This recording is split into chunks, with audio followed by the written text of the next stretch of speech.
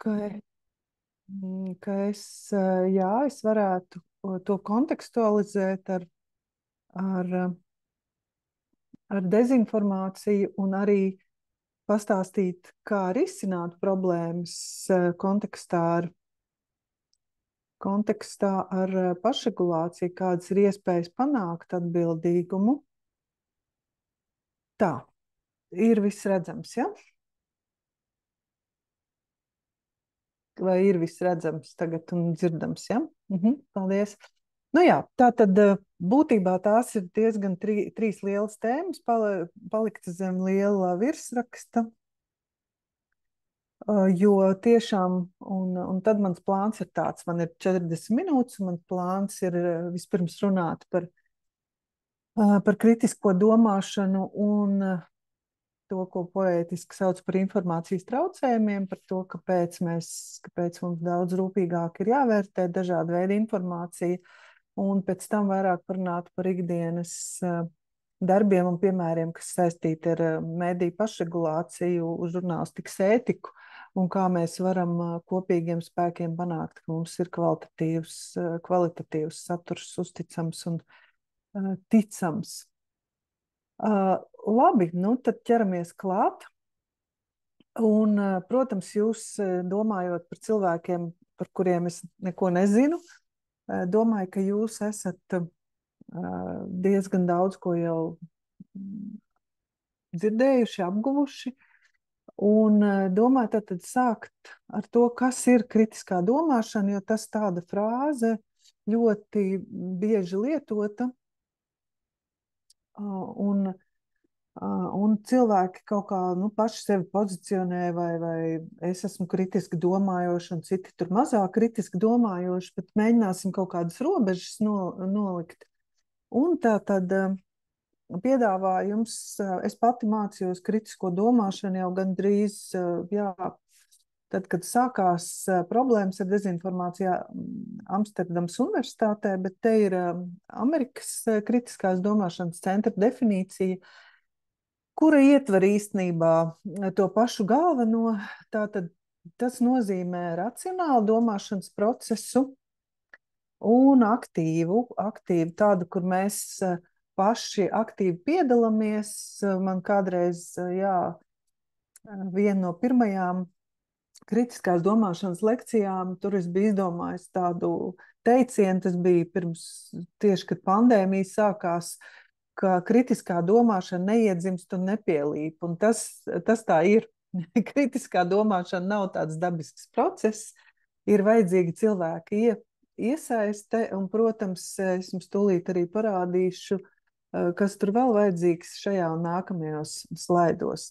Tātad, lai varētu kritiski domāt, ir vajadzīgs kaut kāds pamats, ja? Tad ir vajadzīgas zināšanas, un tūlīt mēs runāsim arī ar pārējām. Tad mēs varam kritiski domāt, jo būtībā tā ir tāda informācijas analīzes process aktīvs. Tad mēs analizējam, apvienojam, novērtējam pēc dažādiem kritērijiem informāciju, un ko mēs esam ieguvuši dažādos veidos. Ja? Tāda informācija mums nāk, mūs sasniedz dažādi, mēs paši to vācam, meklējam, bet kritiskā domāšana prasa pārdomāšanu un tādu tā kā refleksiju par informāciju, jo kritiskā domāšana mums palīdz pieņemt dažādus lēmumus, veidot savus uzskatus tādā nedrošā vidē, kur viss ātri mainās, un arī, protams, rīkoties atbilstoši tai. Kritiskajā domāšanā, tad, kad es to sāku mācīties, protams, tagad ir vēl citas pieejas. Man viens kolēģis mācās kontekstā ar apziņas teorijām, bet pastāv divas galvenās pieejas, ka kritiskā domāšana ir tāda kā domāšanas modelis, ka cilvēks pats sevi uztrenē, visu tā kā kritiski vērtēt, bet tas gluži nav tas, ka es tagad tā sēžu un man tāds saviebies un man tā viss nepatīk vai man viss šķiet neatbilst kaut kam, bet tas ir tāda sava domāšanas treniņš, tiešām ļoti uzmanīgi vērtēt informācijas, novērtēt tās kvalitāti. Un tas ir viens, nu, tāds sākotnēji tā ideja, kā tad varētu uzlabot cilvēku secinājumu kvalitāti tādā ļoti piepildītā informācijas vidē. Un otra pieeja, kas bija vairāk tajā manā studiju un nu, tā jau tālāk izglītības procesā, tomēr dažādos pētījumos vērtējot, kā tad kritiskā domāšana darbojas, konstatēts, ka kritiskā domāšana tīri kā tikai uztrenēts, nu es tagad aizēju, es nezinu, uz teātri, un es tagad kritiski to vērtēju. Es aizēju uz sporta sacensībām un kritiski to vērtēju, īsti neder, ja nav zināšana. Ja? Un tāpēc arī tajā Amerikas definīcijā ir svarīgs aspekts zināšanas, jo kā mēs varam vērtēt, kā mēs varam atrast kritērijus, lai domātu, ja mums nav zināšana. Ja mums nav pamatzināšana, mēs nevaram saprast, vai tas ir kaut kāds sens notikums, vai tās ir pamatzināšanas, vai arī, teiksim, kaut kādas jaunākas zināšanas. Mēs to varam zināt, saprast un novērtēt tikai tad, ja mums ir zināšanas. Nu, lūk, un to apvienojot, nu, tādā mūsdienīgā kritiskās domāšanas skatījumā, tātad ir svarīgas zināšanas, bet ir svarīgi arī, kā tās tiek izmantotas. Un tad var cilvēks pamazām mācīties, un, protams, kritiskā domāšana ir pastāvīgi jātrenē, jo mēs katrs esam zinoši kādā noteiktā jomā, un arī tie, kas šodien pieslēgušies, mēs pilnīgi noteikti varam demonstrēt ļoti augsta līmeņa kritisko domāšanu par tiem jautājumiem, par ko mēs esam kompetenti. Mums ir gan zināšanas, gan personiska pieredze. Mēs zinām, ko citi par to domā vai zina. Mēs esam pārbaudījuši kādus savus uzskatus, bet mēs visi esam arī pilnīgi profāni, pilnīgi nezinoši ļoti daudzās citās jomās. Un tur mums var noderēt, nu, varbūt tāda mierīgāka apdomāšana, kritiskāks skats, kamēr mēs saprotam, ko tas nozīmē. Tātad viss stāsts par kritisko domāšanu īsti nav par kritizēšanu, par to, ka mēs tagad citus novērtējam un sakam, nē, nu, tas nebija pietiekoši gudrs vai pietiekoši kvalitatīvs vai nebija īstajā laikā vai nebija kopaina vai detaļas vai piemēri un tam līdzīgi. Kritiskā domāšana pārsvarā ir domāšana par to, kā mēs domājam un kā mēs saprotam kaut ko un kā mēs esam nonākuši līdz kaut kādam secinājumam par noteiktiem fenomeniem. Un pirmkārt tā prasa atvērtu prātu. Atvērtu prātu, bet labā ziņa no mana kolēģa, ka mūsu smadzenes ir ļoti elastīgas. Un pat tad, ja mums ir kādi stingri uzskati kādos jautājumos, mūsu smadzenes mums palīdz mainīties. Mazliet par vēsturi.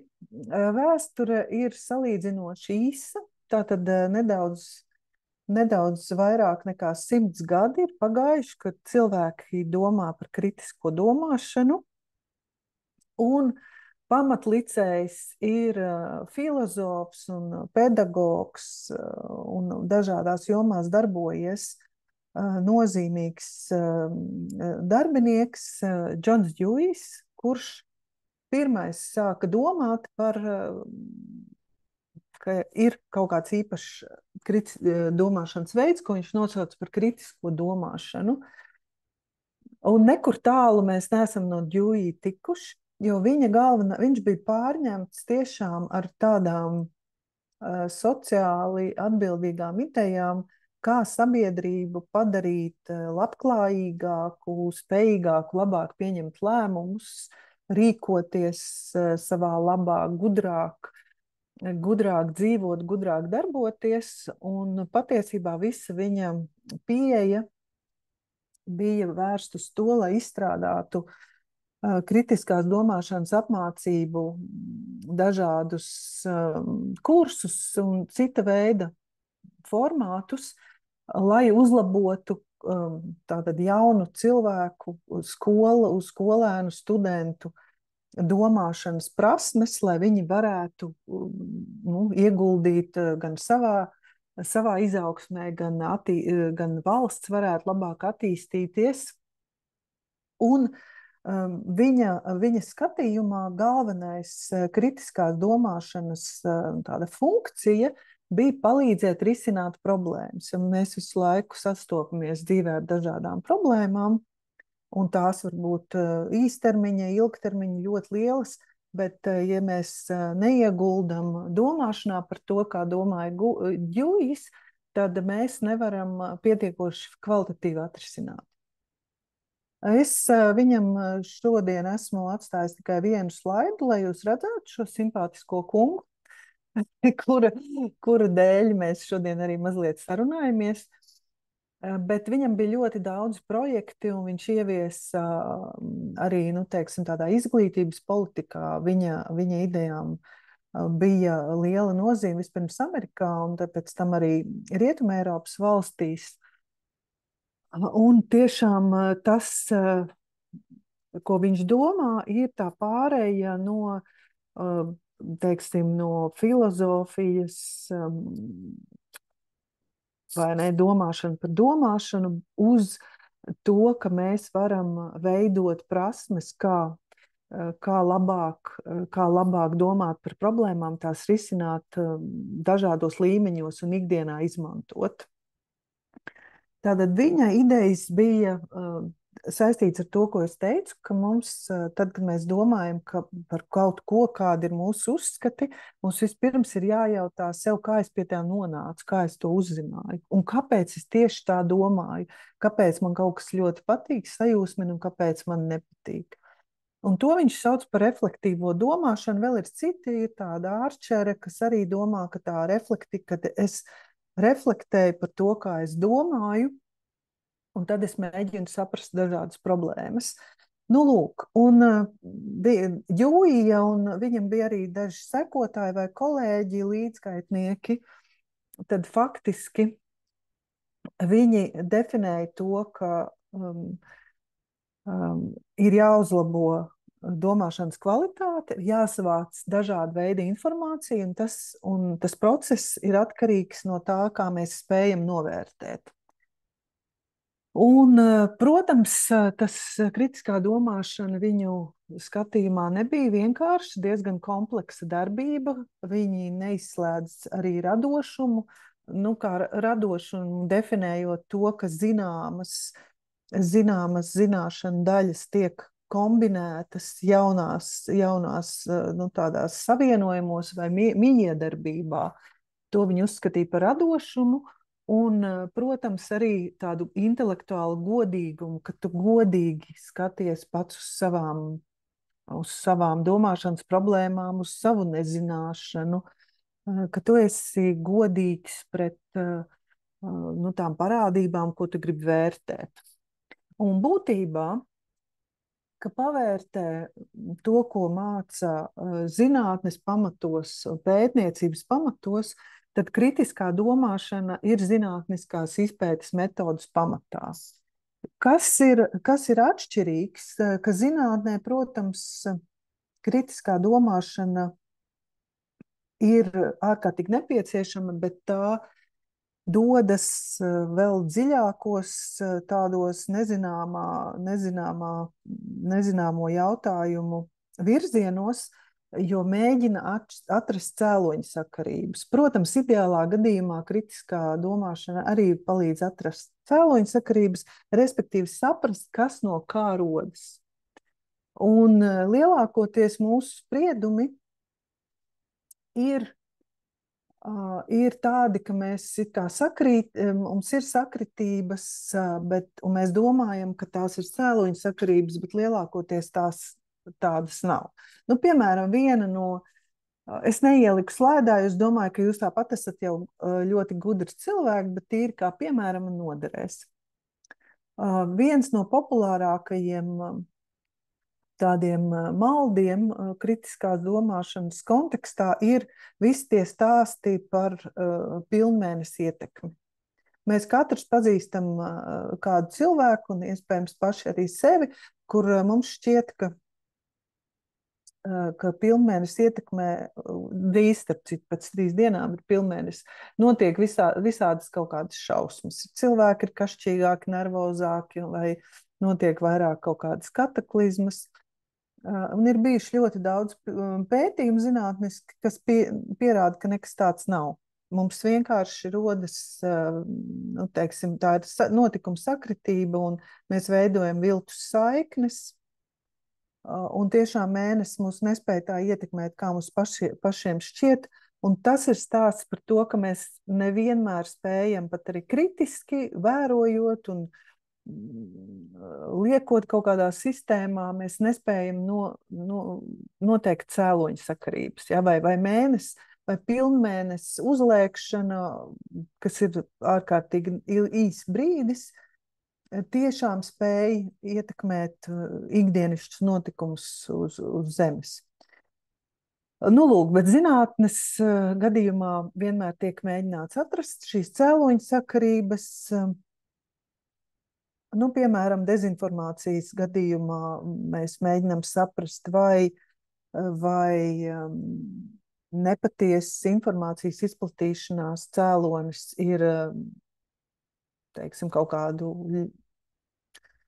nepietiekoši atbildīgu cilvēku darbošanās un dažādas kampaņas, vai tas ir neusticēšanās, sekas neusticēšanās problēmai sabiedrībai un starp dažādām grupām un līdzīgi. Tātad tas ir ļoti sarežģīts jautājums, bet tas, kas mūsu stāstā par zinātni būtu jāsaprot un kas palīdz arī attīstīt kritisko domāšanu, jo tas stāsts par domāšanas un zināšanu uzkrāšanas procesu, ir atcerēties trīs svarīgus kā par zinātni. Ka zinātne ir korektīva, tātad zinātne sevi visu laiku labo, un kritiskā domāšana arī ir tā, kur tu kaut ko uzzini jaunu, un tu esi pietiekoši elastīgs, lai tu labotu savu iepriekšējo uzskatu vai iepriekšējos pārliecību. Jo, ja zinātne pati sevi nelabot, nu, tad mēs kaut kur sēdētu, es nezinu, starp akmens cirvi un kaut kādu dzels nazi un tā tālāk.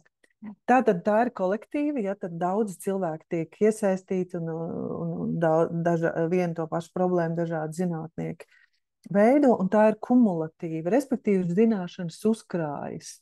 Un uzkrājoties zināšanai, atkal var sākties viss no jauna. Ok, tas bija pārāk gari. Bet kā tad to kritisko domāšanu vingrināt? Kā vingrot? Kā vingrot ar kritisko domāšanu, jo tātad mums ir kaut kā jānonāk līdz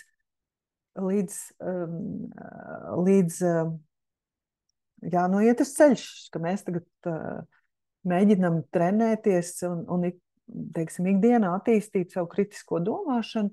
Tātad, ko mēs zinām? Kritiska pieeja nenozīmē kritizēt. Kritiska pieeja nozīmē katras, nu, teiksim, tās mūsu informācijas daļas novērtēt. Bet kā mēs varam novērtēt? Ja mēs negribam būt vienkārši kaut kādi burkšķēt vai nekritiski sajūsmināties, nu, kas būtu tās galējības, vai noliegt kaut ko mēs nesaprotam, vai kas neatbilst mūsu aizspriedumiem, tad mums ir vajadzīgi kritēriji, un tas ir tas, ko mēs aizmirstam. Ir pilnīgi skaidrs, ka mēs nevaram novērtēt dažādus fenomenus. Mēs nevaram tos pašus kritērijus, ko mēs liekam, teiksim, kvalitatīvai demokrātijai, mēs likt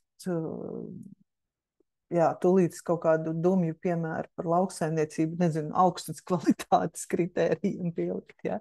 Tātad katrā jomā mēs īstenībā nevaram pat novērtēt vai domāt par kaut kādām zināšanām vai kaut ko, kas mums tiek piedāvāts kā jauns stāsts, ja mums nav kritērija. Tātad, lai mēs saprastu, lai mēs varētu kritiski domāt, mums ir vajadzīgi kritēriji. Un tikai tad mēs varam izdarīt, bet balstoties šajos kritērijos, ja, teiksim, mēs vienmēr zinām, nu, kur mums ir tie visvairāk kritiķi. Mums ir mākslā, mums ir kino kritiķi, un teātra kritiķi, un literatūras kritiķi, un arhitektūras kritiķi. Un reizēm, ja paveicis, mums ir politisko partiju dokumentu kritiķi un līdzīgi. Ja? Un tikai tad, ja mums ir skaidri kritēriji un, teiksim, minētajās jomās tiešām, kas ir humanitārās zinātnes, ļoti būtiskas, ir šie kritēriji gan mākslnieciskie, gan cita veida, tad mēs varam izdarīt kaut kādas secinājumus, ko es par to varu saprast, ja? Vai tas ir atbilstoši, vai tas man ir noderīgs, vai tas ir uzticams. Un tie, ja mēs jau aizējam jau tādās lielās vērtībās un jēdzienos, kuri mums palīdz tālāk saprast, kā darboties.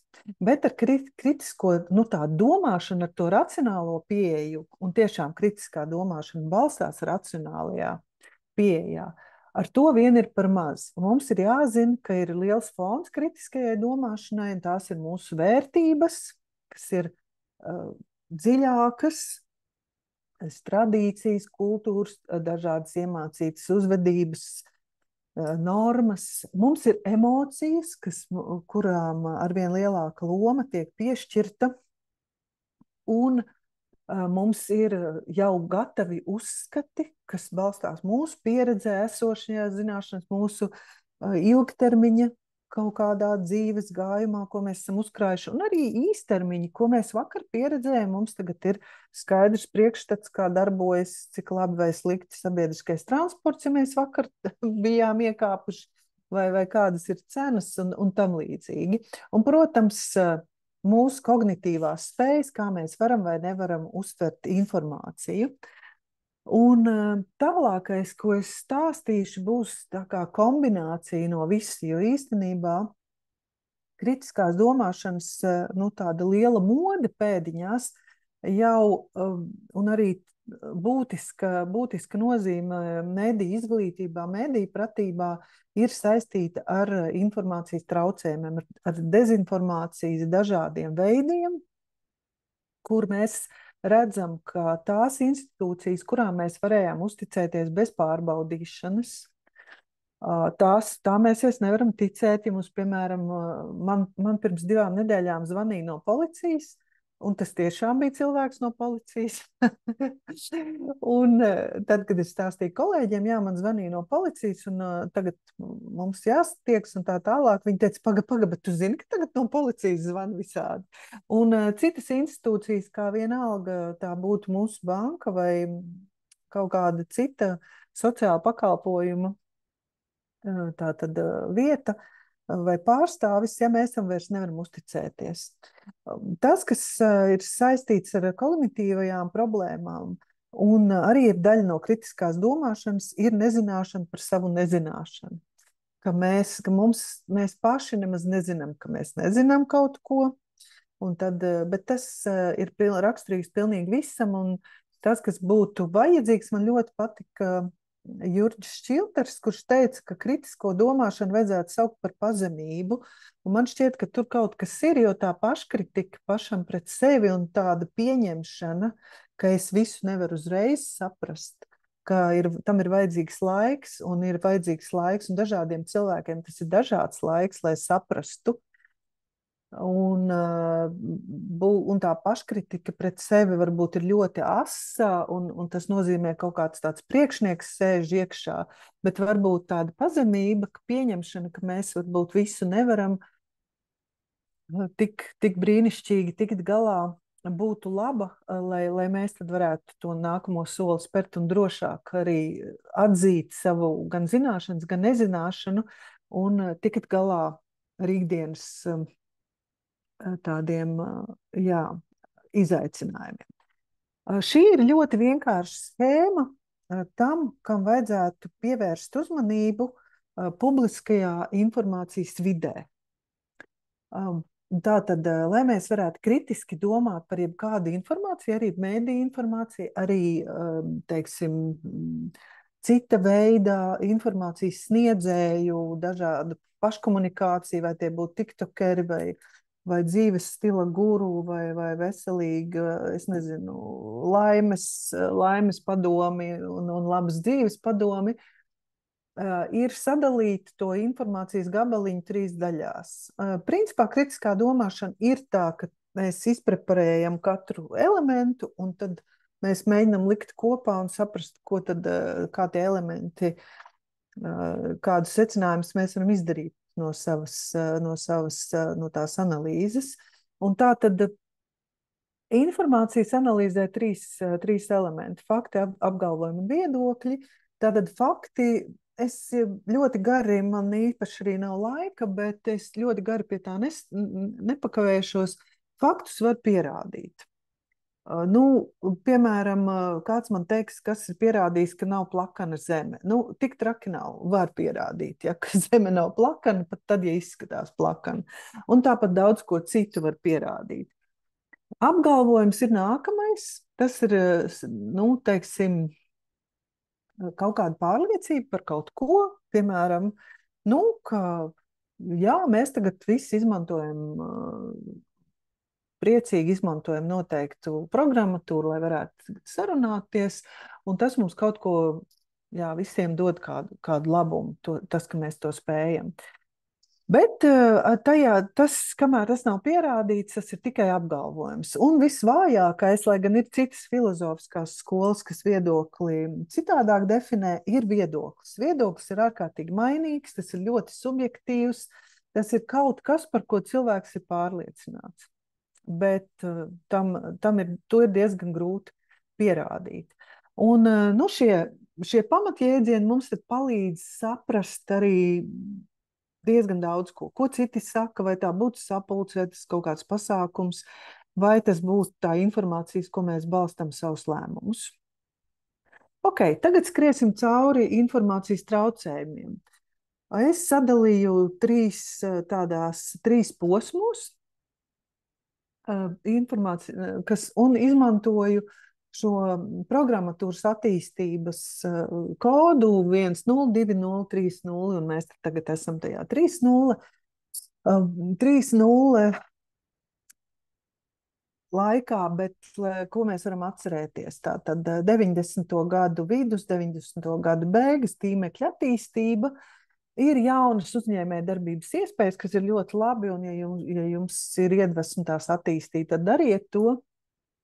Tātad pamazām veidojas arī tīmekļa bizness, un viens no tiem ir pašģenerējošās reklāmas. Un cilvēki pamana, ka tu vari kaut ko publicēt, tas būtu pilnīgi kaut kādas muļķības, bet ja cilvēki citi to skatās, lasa, tad tev pieaug reklāmu skaits un tavi ienākumi. Ja tu, protams, esi piestiprinājis Google un vēlāk arī citu pakalpojumu sniedzēju reklāmas, jo reklāmdevēji arī tad pamazām pakāpeniski iemācījās, ka viņi nevis liks reklāmu, nezinu, kādā specifiskā medijā, bet teiks, ka tur, kur visvairāk klikšķina tāda veida cilvēki, tur lai mana reklāma parādās, un par to arī maksā. Un tad pamazām attīstījās klikšķu bizness un, protams, dažādas vietnes, kas vienkārši apkopo, neko nerada, tikai apkopo informāciju, kurā tad varētu sastapties šie informācijas lietotāji un klikšķināt, un iemācījās arī pamazām digitālā mārketinga dažādus paņēmienus, lai atvestu pie sevis, noturētu uzmanību, vadītu uzmanību, izsakotu cilvēka darbības tīmeklī, liktu viņam ilgāk uzturēties un līdzīgi, jo tas deva tātad papildus ienākumus. Arī auditorija, protams, mainījās tīmekļa attīstības rezultātā. Sākās tas, ko sauc par nevis par masu komunikāciju, bet masu paškomunikāciju, kur mēs tātad katrs kaut ko stāstam, piedalāmies, demonstrējam. un daudz ko daram personiskā līmenī. Mūsu personiskā un publiskā komunikācija sajaucās. Tas, kas notiek mūsu privātajās dzīvēs, kļuva par daudzu cilvēku uzmanības daļu. Un, nu, tā tad mēs pakāpeniski iemācījāmies līdz 2000. gadu, teiksim, pirmajā desmitgadē šo publisko privāto komunikāciju sociālās tīklošanās vietnēs, bet, protams, tur arī parādījās ne tikai mūsu jau zināmie jaukie cilvēki, kuriem mēs varam uzticēties, bet dažādi citi neskaidri spēlētāji, kas sākotnēji tikai rotaļājās ar anonimitāti, dažādu līmeņa anonimitāti, gan attēls, gan biogrāfijas, gan leģendas un dažāda veida pasakas mūsdienīgās, bet pamazām tika izmantoti arī vēlāk politiskās un komerciālās kampaņās. Pirmajā posmā atsevišķi negodīgi cilvēki, teiksim, mānījās tīmeklī.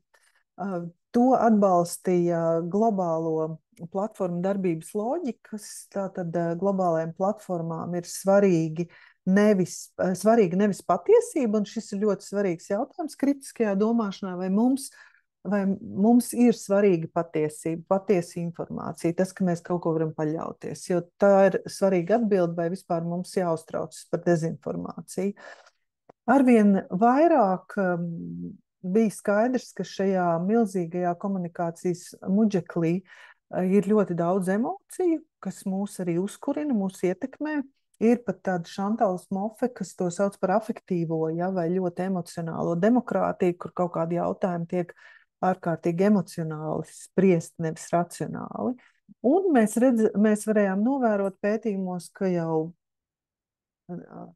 tātad gadsimtu mijā tas ietekmēja arī politiskās diskusijas kvalitāti, cilvēku dažādu rīcību, praktisko dzīvi, stāstu par patērētāju tiesībām, cik mēs pamatoti vai cik atbildīgi dažādu preču piedāvātāju tīmekli izturs pret mūsu tiesībām.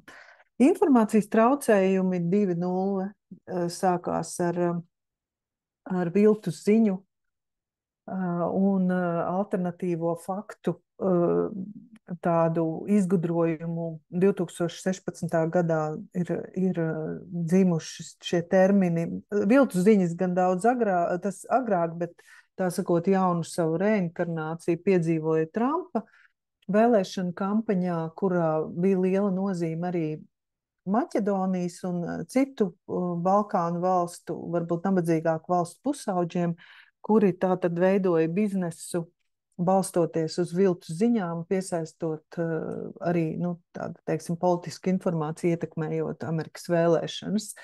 Viņi, vēlāk, protams, atklājās, ka tur bija finansējums šiem dažādām vietnēm, tur nebija tikai konti, bet vietnes, kas atdarināja tādas mimikrijas no uzticamiem medijiem un līdzīgi. Un tad, kad jau notika Brexit un tika saprasts, ka tīmekļa dažāda veida troļu armijas, kas izplata informāciju, vienveidīgi reaģē uz kaut kādus viena veida uzskatus, tad bija tātad skaidrs, ka tā ir nopietna problēma, ka cilvēkiem, kam nav informācijas vai viņiem nav pietiekoši resursi domāt vai dažāda informācija nav pieejama, tātad ir vieglāk ietekmējami. Un paralēli, protams, dažādas krāpšanas schēmas un populisms, kas ir izmainījis jau 10 gadus, vairāk nekā 10 gadus Eiropas politisko karti. Ļoti daudzās valstīs, teiksim, populāri, cilvēkiem patīkami viedokļi, dusmas ir labi tiek izmantots. Ko mēs redzam informācijas traucējumos? Mēs redzam tos, kas darbojas, mēs redzam vēstījumus un interpretētājs. Tātad ir kāds, kas to dara, un pētnieki arī mēģina saprast, kam tas ir izdevīgi, kas nodarbojas ar informācijas sagrozīšanu, un pārsvarā tātad tie ir peļņas mērķi vai politiskas mērķi, un nevienmēr tie sakrīt, piemēram, tiem Maķedonijas pusauģi, viņi gribēja tikai pelnīt. Viņiem bija pilnīgi vienalga, ka viņi Hillary Clinton tur uztaisīja par teroristu atbalstītāju un vēl visādas briesmas par viņu sarakstīja. Tā tad savukārt vēstījumi pārsvarā ir tātad sagrozīti, mikslis no patiesības līdz pat absolūtām muļķībām, bet iepakoti tādā veidā, kas mums šķiet ticami. Un savukārt tas saņēmējs, kas interpretē, atkarībā no ļoti daudziem faktoriem, var tur būt vairāk vai mazāk atvērts, tam var noraidīt, var ignorēt, bet katrā ziņā, teiksim, ja tas ir organizēta informācijas plūsma, tad mēs vairāk vai mazāk ar to sastopamies, un reizēm arī ir tādi ziņojumi, kas vienkārši savu absurdumu dēļ mēs dalamies, un tikai tāpēc, lai pasmietos, un arī tas ietekmē ļoti daudzus cilvēkus. Šajā periodā ir diskusija par pašregulāciju, par ko es arī jums gribu pastāstīt. Un nekāda pašregulācija nedarbojas. Ja? Tad, kas ir tas netaisnīgais, ka visiem pārējiem valsts institūcijām, profesionāliem mēdījiem ir jādarbojas atbilstoši likumam, bet tīmeklī tīri tajā melu stāstu jomā nekādu likumu nav.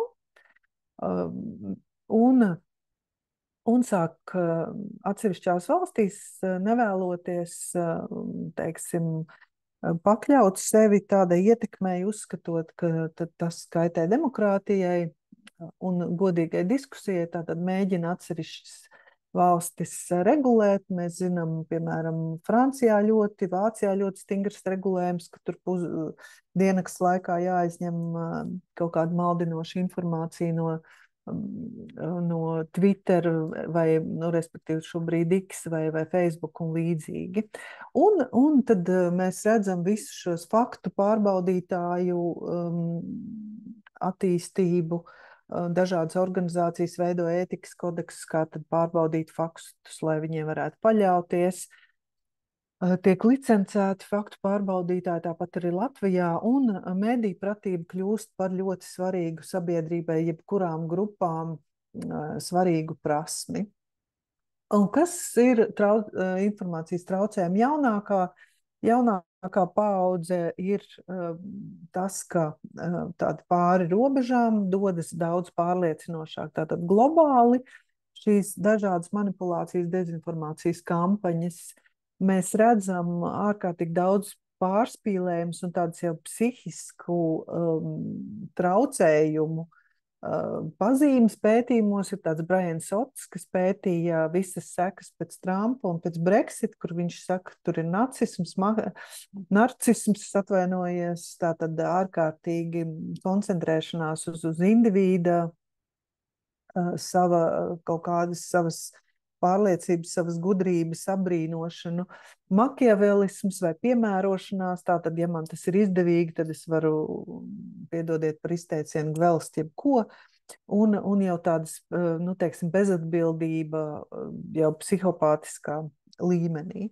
Viņš ļoti kritisks, bet, protams, viņa pētījumi arī parāda tiešām to, ka grūti cīnīties cilvēkiem, kas vēlas. Un tad ir tāda patiesības pret noklusējumu teorija, kas skaidro, kāpēc cilvēki ir vairāk vai mazāk atvērti dezinformācija, tāpēc, ka daļa no mūsu uztveres, kas ir dabiska, ir vēlme sevi pašmaldināt. Ja? Tad mēs reizēm, protams, mums ir visādas aizdomas, bet mums patīk arī drusciņi sevi mānīt.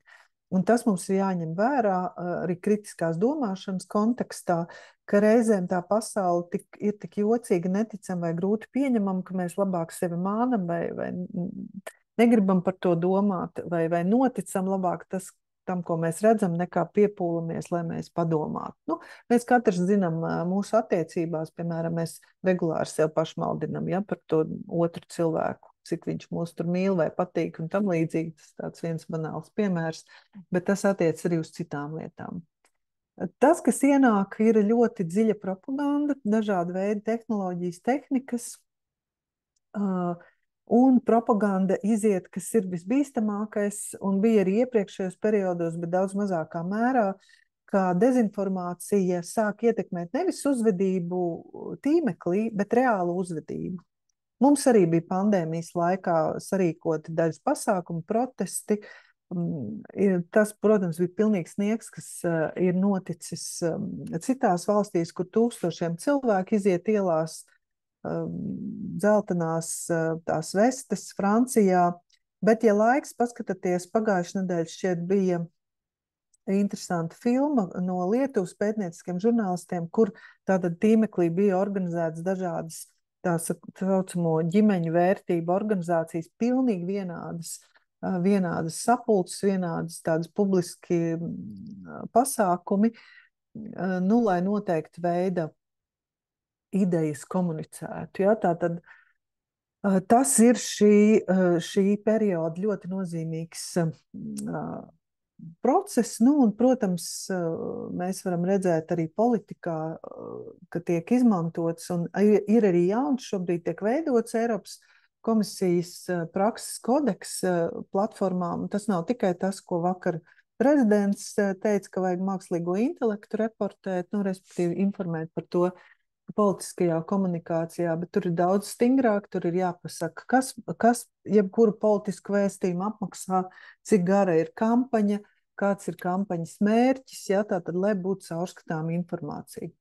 Es paskaidrošu mazliet, kas ir propaganda un kā tā atšķiras no stāsta par to, kas mums te jaunākais, kā ir Baltika gatavo reisus, lai viss varētu kaut kur pārcelties kara dēļ, vai tam līdzīgi, bet tātad propaganda ir daudz dziļāks kultūrā, mūsu identitātēs, simbolos balstīts komunikācijas kampaņas, kur tur viss kaut kas ir, ja, un to mēs redzam tagad kara laikā, kur ir kaut kādi uzraksti, burtu savienojumi, plakāti, pieminekļi, visa veida elementi, kuri tiek likti lietā, lai kaut ko vēstītu, lai kaut kādu ziņojumu pastiprinātu, un tā iedarbojas uz cilvēku identitātēm un maina arī sabiedrības attieksmes struktūras, kas ir lielākā problēma, ka tā ir cilvēku nošķiršana pēc atsevišķām pazīmēm, izmantots tiek tas, ko sauc par sociālo naidu, lai kaut kādai grupai piešķirot, nu, teiksim, neatbilstības kaut kādus elementus vai kaut kādu īpašību, pret kuru vērsties, ja, tā tad tiek visu laiku cilvēki nostādīti viens pret otru, noteikts cilvēku grupas. Un, jā, tā tad ir ārkārtīgi grūti cilvēkiem savstarpēji sadarboties, ja viņi neusticas, ja viņi ir naidīgi, jo viņi naidīgi kaut kāda iedomātas pazīmes vai uzskata dēļ. Protams, tas nevienmēr ir iedomāts. Mēs varam nepiekrist arī citiem jautājumiem, kā mēs to risinām. Kādas mums ir sekas? Mums, teiksim, informācijas traucējumi sabojā demokrātiju, jo demokrātijā mums ir nepieciešams brīvi un patiesi diskutēt, komunicēt savā starpā, nebaidīties, nezaudēt cieņu. Ja? Tātad tas naidīgums pārsvarā ir bez cieņas, ārkārtīgi agresīvs, ārkārtīgi pazemojošs, publiski nomelnojošs. Nu, tiek ietekmēti vēlēšanu rezultāti. Mēs arī zinām, mums ir TikTok partija, kur, kā man studenti izpētīja jau 22. gadā, tur bija ļoti daudz dezinformācijas. Mūsu dati tiek izmantoti, lai vadītu sabiedrības noskaņojumu. Ja? Tātad tas, ko es jums varu, ir tādi uzņēmumi, kas neko nevēsta, viņi vienkārši savādus datus pārdod tālāk un tam līdzīgi, un tie pārdevēji atkal tālāk pārdevējiem. Tiek veidots no šiem vēstījumiem reputācija dažādiem politiskiem konkurentiem, tas ir atsevišķs bizness. Tad ir dažādi aktīvisti, kas izliekas par sabiedrību un daudz komunicējot, kā mēs varam redzēt Rebaltikas pētījumā. Jā, un tas jau zināms, vienkārši bija vajadzīgi dati par Latviju. Tā tad izliekas, ka tā ir sabiedrība, daudz komunicē, paši savā starpā viens otru atbalsta ar digitālajā vidē un teiksim, veido kaut kādu noskaņojumu. Nu, mums Latvijā arī ir visādi komunikācijas, tādas melnie spēlētāji, kur izliekas par mēdiem līdzīgi kā pirmajā posmā, ja, kur izliekas par godīgiem cilvēkiem, veido šos mediju mimikrijas, un jau starptautiskā līmenī ir diezgan daudz pētījumu arī par Latviju, par pseidomedijiem un pseidožurnālisti. Kāpēc pseido? Tāpēc, ka izmanto visas iespējas komunicēt, bet nekādā veidā neuzņems atbildību, nav nekādu profesionālo principu vai ētikas normu. Kas būs tālāk? Varbūt es pārlekšu. Nu, šeit kaut kāds piemērs viens par viltu ziņu, pilnīgi skaidra viltu ziņa, ko mēs daudz esam apsprieduši, un kura vēl nav atmaskota, bet es domāju atmaskos, kur svarīgākais jautājums, kas to pasūtīja. Un tas ir tas briesmīgākais, ka reizēm mēs varam kritizēt, obligāti to vajag darīt dažādas amatpersonas.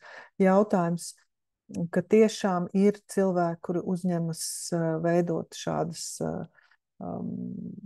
viltus informācijas kampaņas.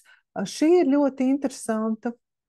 Es nezinu, vai jūs atceraties, ka Savicka kungs tika pasludināts par mirušu. Es ļoti labi to atceros, jo es izkāpu no lidmašīnas Briselē. Man pilnīgi viss mediji zvanīja un prasīja, ko es tagad darīšu ar to. Un es visu pārbaudīju, un tur tā tad bija ēpasts, kas it kā no uzņēmuma, un viss tur bija pareizi, un Savicka kunga biogrāfija bija pareizi, un kā jau tas mēdz būt tādos gadījumos, un par laimi viņš ir dzīves veiks un vesels. Bet joprojām nav zināms, kāpēc tas bija izdarīts. Par premjeru ir skaidrs, ka vajadzēja kaut kā viņu noniecināt to tajā brīdī, kad viņi pretendēja, un to arī ļoti daudz krievu propaganda izmantoja to, cik mums ir bezjēdzīga premjera topošā, kā mēs izcelsimies ar premjeru, kas tur pieaugušo filmās filmējusies un tā tālāk. Pēdiņās. Bet šeit nevar saprast, vai tas bija kaut kas pret Savicka kungu, vai tas bija pret medijiem. Tas, ko es pārbaudīju, ja, tad viss izskatījās pēc īstas normālas preses relīzes, izņemot e-pasta adresi. Un žurnālists, kas bija strādājis un pirmais to publicēja, bija ļoti nogurs no 6 rītā, ja bija sataisījis daudz ziņas, un 10 jau bija tik nogurs, ka aizmirst paskatīties e-pasta adresi, lai gan vispārējo pārbaudīja. Ok, ko darīt? Pārlikšu bišķiņā ātrāk. Ko darīt, lai ar šo visu cīnītos? Mūsu Latvijā ir švakera pašregulācija. Būtībā mums mazāk nekā 10 gadus ir pašregulācija. Un svarīgi ir zināt, ka 18. gadā darbu sāk Mediju ētikas padome, ko dibinājuši paši mediji. Tad pēc 3 gadiem, pateicoties Artusam Kaimiņam, tiek pieņemts jauns sabiedrisko mediju likums. Tad 22. gadā es sāku strādāt un pakāpeniski veidojas pašregulācijas sistēma, kur tātad mēs varam kaut ko darīt, lai gan uzlabotu publiskās informācijas sniedzēju kvalitāti un atbildīgumu, gan arī dotu sabiedrībai ieročus, vai varbūt tas būtu pārāk skaļi, bet iespējas aizstāvēt savus intereses. Pirms tam tās ir ļoti ierobežotas, tikai dārgs tiesāšanās process. Un saliksim kopā, kā mēs varam pašregulēties. Tad mums ir Latvijas Mediju ētikas padome, kurā var vērsties tiešām, ja jums ir aizskartas intereses. Piemēram, viens no skaļākajiem, un arī prieks būt vienam no padomē, arī cilvēkiem, kur mēs brīvprātīgi darbojamies, bet tikai tad ir aizskarts intereses. Piemēram, atcerieties, manuprāt, viena no trakākajām šī gadsimta tādām mediju kļūdām ir, ka Cimdara kungs, bijušais vēlēšana komisijas vadītājs, tika paziņots TV3 ziņās, ka viņam ir bijis viltots Covid certifikāts. Viņš jau bija miris slimnīcā, un tātad viņa ģimene vērsās mediju ētikas padomē. Nu, arī pamatojoties to, ka Satversmes tiesa uzskata, ka cilvēka cieņa arī pēc nāves ir būtiska, un tā tas arī ir, un mēs arī atzinām pārkāpumu, jo nebija nekādas steigas, tā informācija nebija pārbaudīta.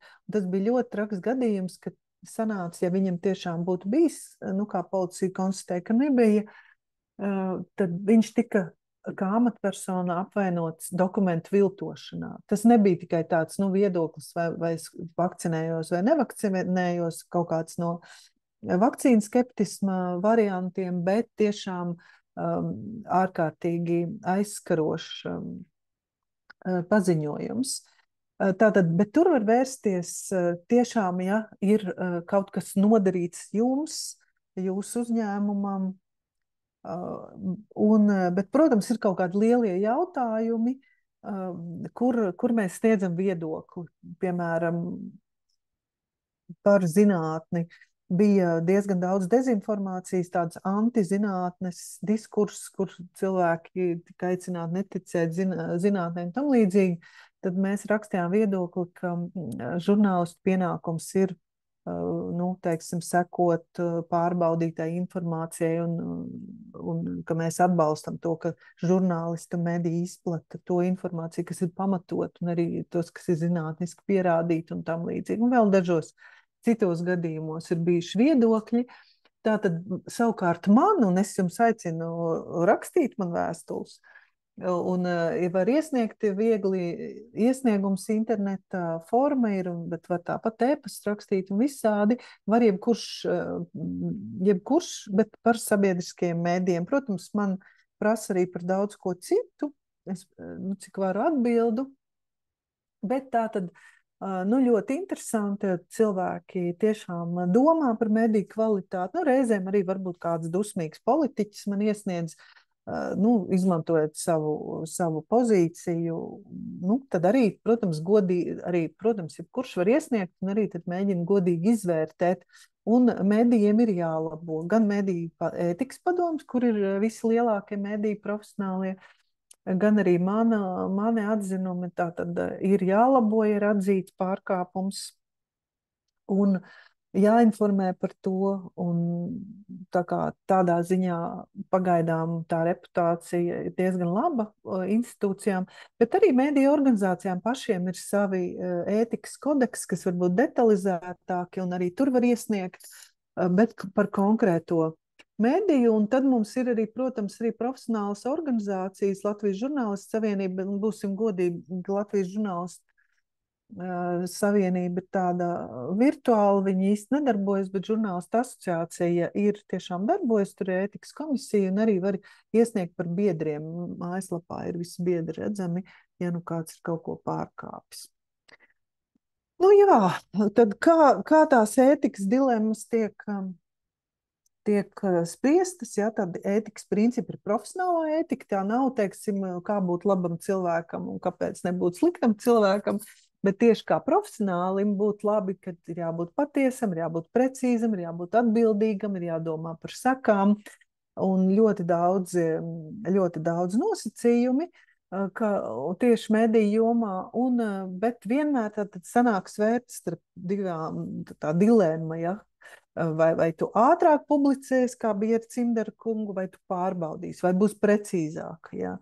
Vai tu, teiksim, atklāsi, kurš Leser kungs bija apvainojies uz Ivo Leitānu par Ķīnas komandējumu uz Ķīnas vēstniecības rēķina, ka tas, vai tu atklāsi, jo tas sabiedrībai ir jāzina, vai tu gaidīsi, nezinu, vēl kaut ko citu. Tā kā vienmēr ir dilemma, un nekad neviens nav pilnīgi laimīgs, ne tur ir ārkārtīgi, ja sevišķi ir kaut kāds apšaubāma rīcība. Nu, te ir viens, kas man bija iesniegums par viens, ne pats Helmaņa kungs, bet nu, kāds viņa, vai ne kāds, kas norūpējies par viņu, Tātad tāds interesants, viens no senākajiem viedokļu formātiem medijos, komiks vai karikatūra, un tur katreiz kaut kāds mākslinieks stāsts, un tur ir vesela tāda sērija par zemi, kur dzīvo tādi ruksīši, un viņi tur dažādi rosās, un tad katreiz tie ruksīši kaut kādas trakumus izdara, un atkarībā no aktuālajām ziņām mākslinieki veido. Un tad bija arī tāds komiks par Helmaņu kungu, un bija iesniegums, nu kā tad drīkst tādu politiķi nacionālu un vietēju līmeņa rādīt karikatūrā, un viņš tur varbūt salīdzināts ir ar tiem ruksīšiem. Bet, nu jā, es neatzinu tur pārkāpumu, jo, nu, tomēr, nu tā tad kritika ir politiķim, jā, ir adresējama. Un teiksim, varbūt tāds viedoklis par viņu tas nebija pārmērīgi aizskarošs, tas balstījās uz viņa pēdējā laika darbībām tajā brīdī. Nu, jā. Nu, šis ļoti interesants gadījums. Tātad filma par Daugavpili, aktīviste, kas mēģina saprast, kas notiek, vai tiešām Daugavpils ir tā bīstamā vieta, un intervija ar viņu. Un tagad jūs varat izlasīt, kā bija komunicēts šis piemērs. Un tātad Latvijas televīzijas ziņu dienas bija uzrakstījis pieteikumu, lai citi varētu skatīties, un tajā uzrakstā bija izcelts viens citāts no Vladislavas Romānovas intervijas, un viņa teica, ka latvieši paši par sevi ir inteliģentāki, lojālāki un pieņemošāki nekā krievi. Un svarīgi, ka iesniedzējs bija latvietis, kurš teica, ka šis teikums ir diskriminējošs, jo īstenībā cilvēku inteliģenci, lojalitāte un tā tālāk pilnīgi nekādā ziņā nav saistīta ar etnisko piederību. Un tā arī ir, jā. Un tur es neatzinu pārkāpumu pašā raidījumā, jo viņi pēc tam, Vladislav tā var teikt, mums vārda brīvība ir plaša, bet jautājums, vai to vajag tā izcelt, tāpēc, ka vēlāk viņi ar Gundaru Rēderu diezgan plaši tur runājās.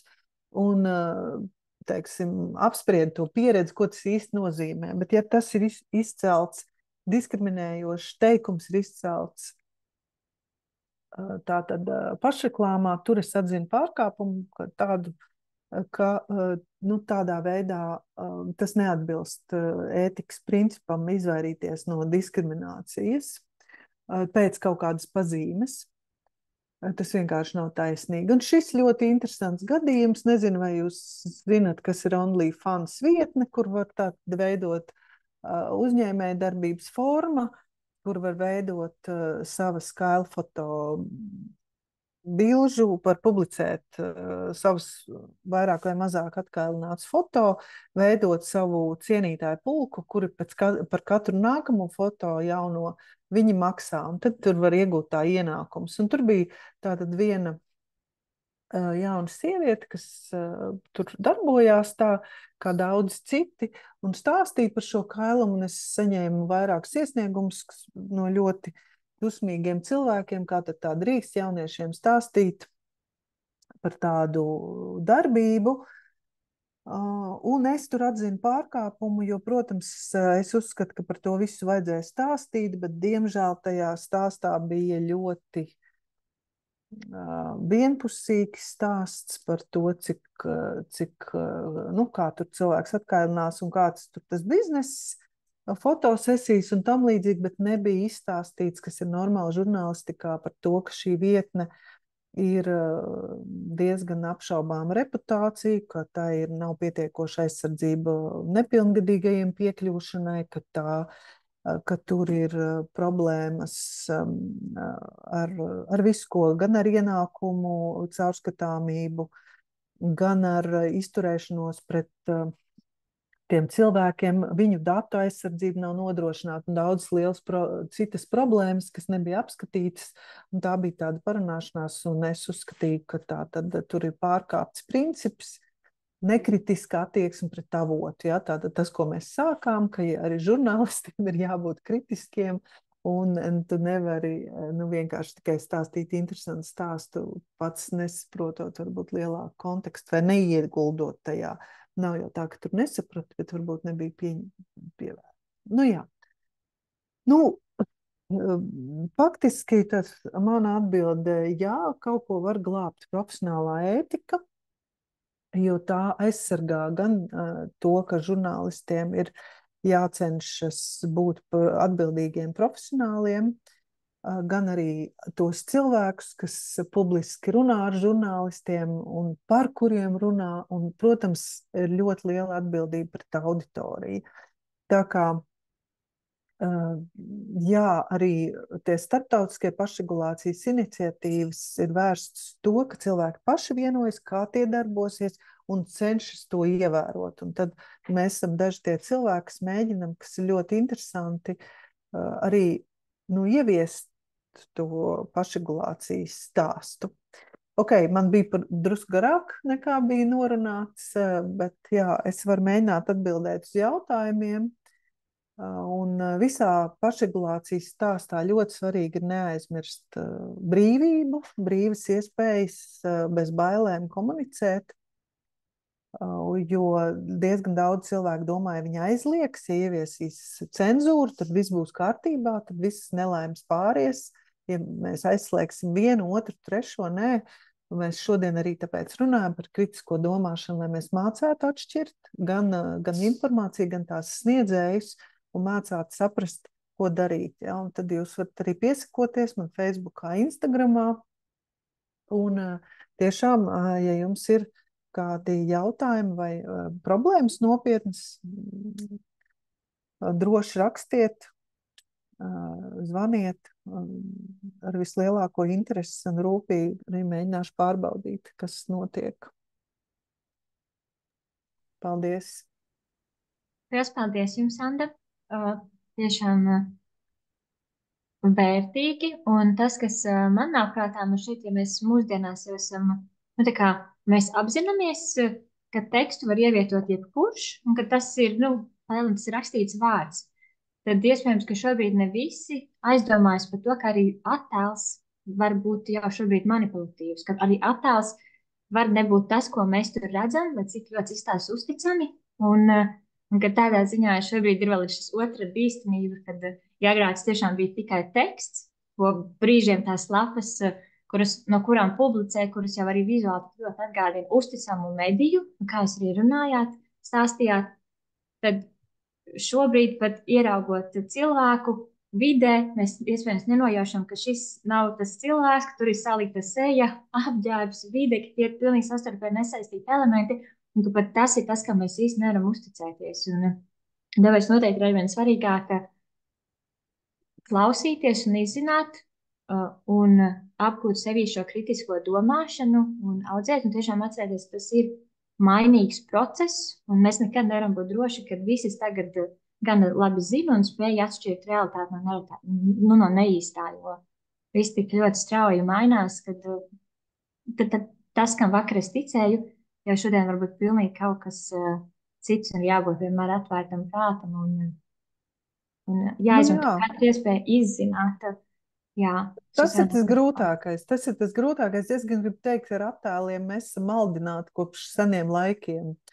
Un tagad vienkārši ir tik ļoti daudz tās tehnoloģijas, ka, piemēram, reklāma to vien dara, kā saliek kopā ticams elementus un neticam. Un tas jautrais stāsts par IKEA darbinieku, kurš novirzīja tās pēdiņas cauri veikalam uz citu pusi, un cilvēki riņķoja.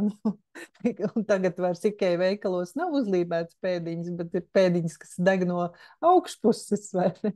Kā projekcija, lai nenovirzītu. Un attēli vienmēr visas informācijas sadaļas ir izmantotas, vienkārši tagad tās tehnoloģijas ir tik izsmalcinātas, ka patiešām var apmānīt, pats tu sevi var mānīt un visus pārējos.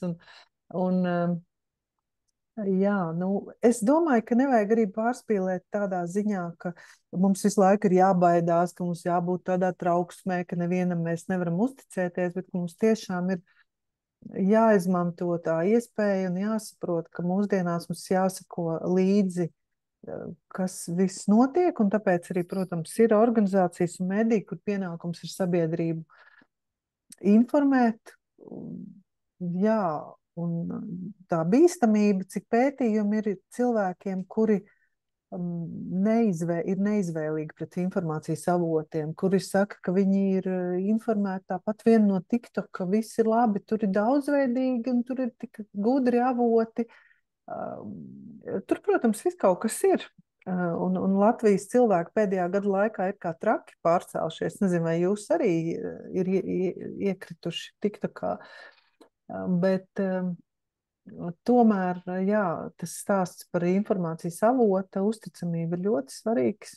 Un pat tad, ja reizēm mums nepatīk kādreiz profesionāli mediji vai kļūdās, viņiem jāatzīst savas kļūdas, tomēr ir tā, ka profesionāliem medijiem nav citas izējas, kā būt patiesiem, uzticamiem, lai viņi vispār varētu pastāvēt. Un tāpēc mūsu mediju repertuārs vai informācijas repertuārs ir ļoti svarīgs. Tas, no kā sastāv mūsu zināšanas, vai tās ir no uzticamiem avotiem vai no neusticamiem.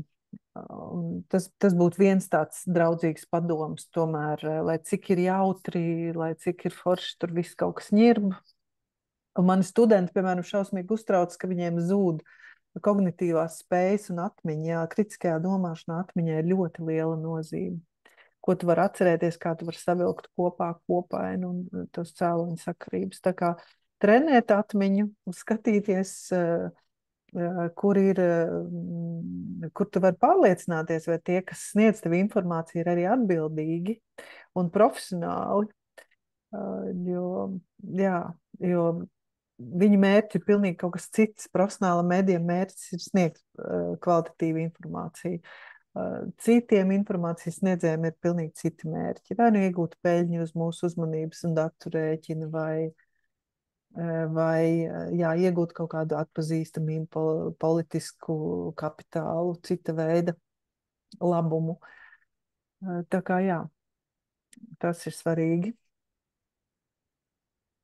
Vēlreiz liels paldies jums, Anda, ka atradāt laiku šo stundu ar mazo spīti, lai būtu kopā ar mums. Jā, paldies.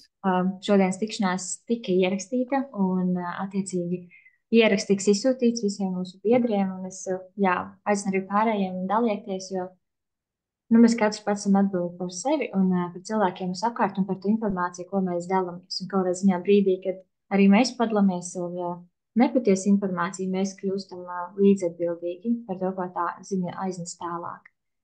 Lai jums fantastiska nedēļa.